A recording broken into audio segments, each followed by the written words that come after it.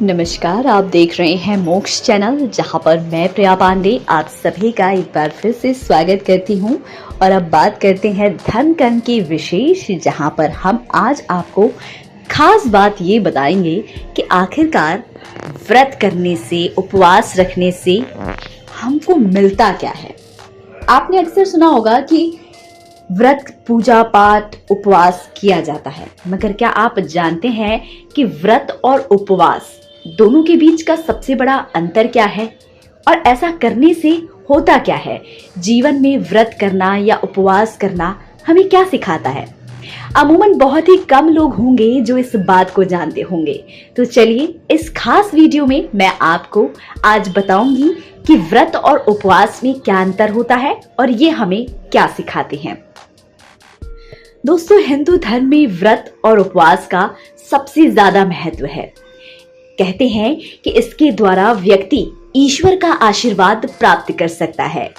वहीं कई लोग इन्हें एक ही समझने की भूल भी कर बैठते हैं, लेकिन इन दोनों में अंतर होता है।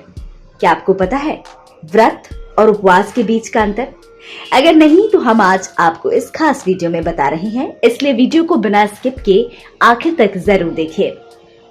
हिंदू धर्म में प्रत्येक दिन या प्रत्येक तिथि किसी न किसी देवी देवता को समर्पित होता है और उसी के आधार पर व्रत और उपवास आदि किए जाते हैं। इस दौरान कई तरह के नियमों का भी पालन किया जाता है। यह न केवल धार्मिक दृष्टि से बल्कि विशेष महत्व भी रखते हैं, बल्कि इसके कई शारीरिक लाभ भी मौजूद हैं, जिनके बारे में लोग जानते भी हैं और कुछ नहीं भी जानते हैं।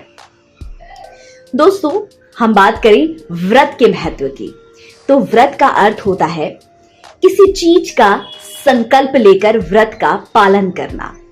असल में व्रत का अर्थ है प्रण या फिर प्रतिज्ञा। व्रत में भोजन किया जा सकता है। आप व्रत के दौरान किसी भी एक समय भोजन ग्रहण कर सकते हैं, जैसे कि एकादशी, पूर्णिमा, सोमवार, मंगलवार या किसी अन्य दिन पर उस देवी देवता को समर्पित व्रत किया जाता है। व्रत हमारे आत्मिक बल और स्वनियंत्रण को बढ़ाने में मदद करता है। व्रत करने से व्यक्ति को कई तरह के शारीरिक लाभ भी मिलते हैं। तो वहीं बात यदि उपवास की जाए, तो उपवास के जो उपवास शब्द है, ये पूरी तरीके से दो शब्दों को मिलकर बना है। सबसे पहला उप और दूसरा वास। यहाँ उप का अर्थ है समीप और वास का अर्थ है बैठना या फिर रहना। ऐसे में उपवास का अर्थ हुआ भगवान में ध्यान लगाकर बैठना, उनका नाम जपना या उनकी स्तुति करना।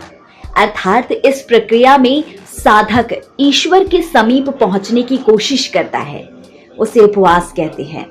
उपवास में जो आहार ग्रहण है वो नहीं किया जाता है। इस दौरान अपना पूरा ध्यान ईश्वर की भक्ति में ही लगाना होता है।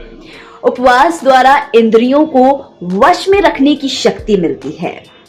इसीलिए उपवास और व्रत दोनों में बहुत ही ज्यादा फर्क है। इसलिए आप यदि उपवास या व्रत करते हैं तो ये समझ लीजिए कि आपको अपने आप पर आत्म संयम रखने की बहुत बड़ी मदद मिलेगी।